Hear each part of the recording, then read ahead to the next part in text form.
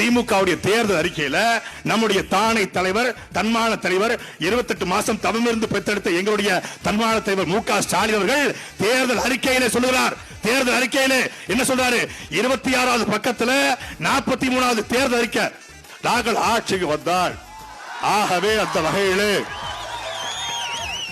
திராவிட model ஆட்சி அமைகிற பொழுது, தலைவர் கருணாநிதியோடு ஆட்சி அமைகிற பொழுது, அந்த வகையிலே விவசாய உற்பத்தி பாதிக்கப்படும் வகையில் விவசாயிகளின் ஒப்புதல் இல்லாமல், ஆக அந்த வகையில வெள்ளை நிலங்களை வேறு பயன்பாட்டிற்கு மாற்றுவதை தடுத்திட நடவடிக்கைகளை மேற்கொண்டு வெள்ளை நிலங்களை புடிக்கி தள்ளி.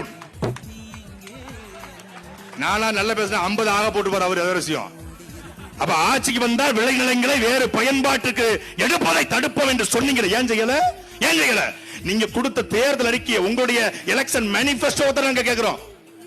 உங்களுடைய தேர்தல் அறிக்கை என்பது திமுகவுடைய கதாநாயகன். உங்க கதாநாயகன் லட்சணம் எப்படி இருக்கு?